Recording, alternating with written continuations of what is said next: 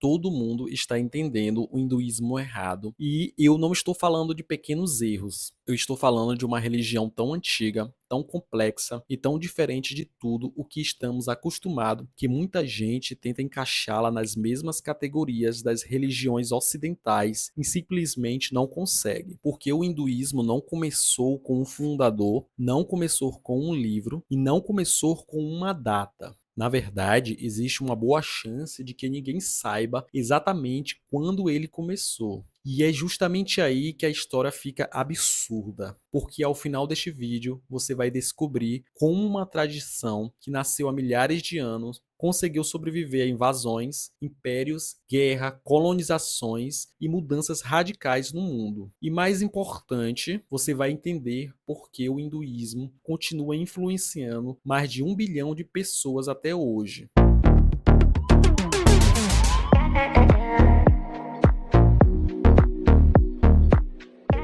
Mas antes de chegar lá, precisamos voltar muito e muito tempo.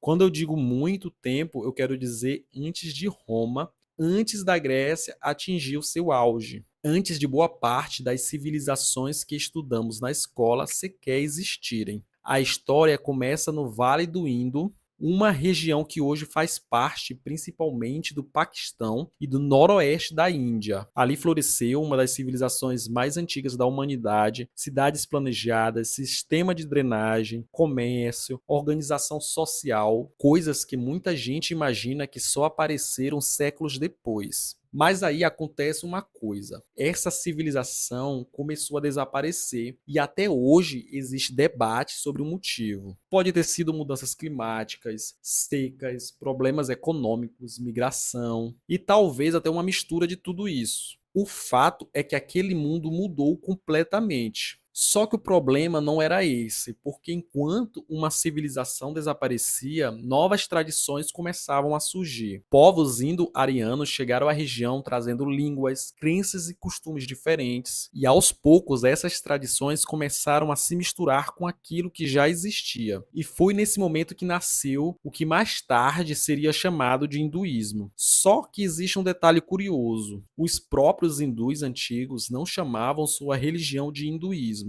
Esse nome surgiu muito tempo depois. Originalmente, a palavra hindu era usada por povos vizinhos para descrever as pessoas que viviam além do rio Hindu. Ou seja, primeiro veio a localização, depois veio o nome. E só muito mais tarde surgiu a ideia de uma religião chamada hinduísmo. Mas isso fica ainda mais interessante, porque diferente de outras religiões, o hinduísmo não possui uma única autoridade central, não existe um equivalente exato ao Papa. Não existe um fundador dizendo assim, é assim que funciona. É quase como se milhares de histórias, filosofias e tradições diferentes tivessem decidido morar na mesma casa. E de alguma forma isso deu muito certo, ou pelo menos na maior parte do tempo. Uma das bases dessa tradição está nos Vedas, textos antigos transmitidos oralmente por gerações. E aqui vale uma pausa. Imagine decorar milhares de versos sem internet, sem papel, sem celular, sem blocos de nota.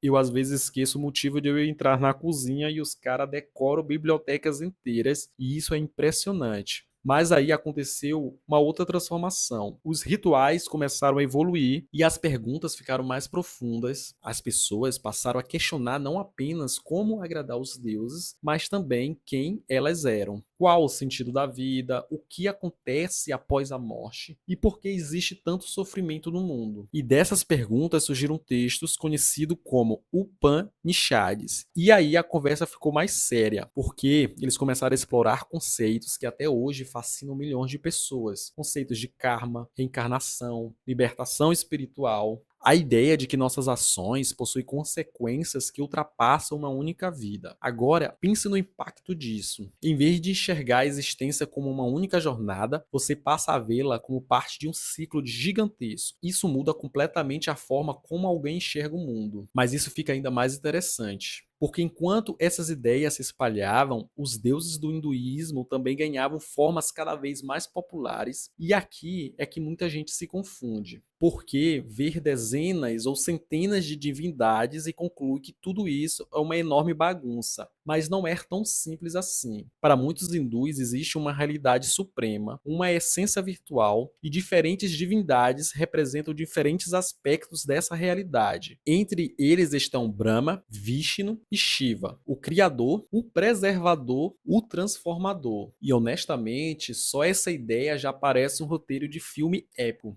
Mas aí aconteceu algo que mudou tudo. A história desses deuses começaram a ser contadas em narrativas gigantescas. E quando eu digo gigantesca, eu quero dizer gigantesca mesmo. E é aqui que entram obras como Mahabharata e o Ramayana. Textos que misturam filosofia, política, guerra, família, amor, dever e espiritualidade. O Mahabharata é tão enorme que faz muitos romances modernos parecerem mensagens de WhatsApp. É dentro dele que existe um trecho chamado de Bhagavad Gita, talvez um dos textos espirituais mais influentes da história humana. Ali acontece uma conversa entre o príncipe Arjuna e o deus Krishna. Arjuna está prestes a entrar em batalha, ele está dividido, confuso, assustado, e quem nunca esteve? Quem nunca ficou paralisado diante de uma decisão importante? Quem nunca se perguntou se estava fazendo a coisa certa? E é por isso que essa história atravessa milênios, porque no fundo ela fala sobre conflitos humanos, não apenas guerras, mas as guerras dentro de nós mesmos. E foi nesse momento que eu percebi uma coisa: o segredo da longevidade do hinduísmo não está apenas em seus deuses, nem apenas em seus rituais. Está na capacidade de conversar sobre questões que continuam existindo, mesmo milhares de anos depois. Mas os desafios estavam longe de terminar. A Índia viu o surgimento do budismo, do jainismo, de novos impérios, de novas filosofias, novas disputas, e mais tarde vieram invasões islâmicas. Depois, a colonização britânica, mudanças profundas na sociedade, e qualquer pessoa poderia imaginar que uma tradição tão antiga acabaria desaparecendo. Só que aconteceu exatamente o contrário. Ela se adaptou, mudou, absorveu influências, criou novas interpretações e sobreviveu. E isso talvez seja uma das coisas mais impressionantes dessa história, porque muitas instituições desaparecem quando enfrentam mudanças radicais. O hinduísmo encontrou maneiras de continuar existindo, mas isso fica ainda mais interessante porque sua influência foi muito além da Índia. Ideias ligadas à meditação, yoga, karma e espiritualidade atravessaram fronteiras, chegaram ao Ocidente, influenciaram filosofias, escritores, artistas, movimentos culturais inteiros. Mesmo pessoas que nunca leram um texto hindu provavelmente já ouviram falar de karma. Olha o tamanho dessa influência. Agora chegamos ao ponto mais importante de toda essa história. O que realmente faz o hindu ser tão único? Não são apenas os templos, não são apenas os deuses, não são apenas os textos antigos, é a forma como ele lida com a busca humana por significado. Porque em vez de oferecer uma única resposta pronta, muitas vezes ele apresenta caminhos diferentes, quase como se dissesse: você precisa fazer sua própria jornada. E isso gera algo poderoso: responsabilidade, reflexão e autoconhecimento. É por isso que bilhões de pessoas continuam encontrando valor nessa tradição, mesmo vivendo em um mundo completamente diferente daquele que ela nasceu. E aqui está o clímax dessa história. Lembra quando eu disse que todo mundo entende o hinduísmo errado? Agora faz sentido, porque muita gente tenta resumir o hinduísmo em uma definição simples, mas talvez essa seja justamente a única coisa que ele não aceita, é ser simples. Ele é uma religião, filosofia, cultura, história, mito, reflexão, tudo ao mesmo tempo, e talvez seja exatamente essa complexidade que permitiu sua sobrevivência por milhares de anos, enquanto tantas outras coisas desapareceram. O hinduísmo continuou fazendo a mesma pergunta para cada nova geração: quem é você e o que você vai fazer com a sua existência? E essa pergunta continua tão poderosa hoje quanto há milhares de anos atrás. Então, se você gostou dessa história, deixe o seu comentário dizendo qual parte mais te surpreendeu, e se curte vídeos que exploram religião, história história e as ideias que mudaram a humanidade, se inscreve no canal, porque ainda existe muitas histórias inacreditáveis esperando para serem contadas.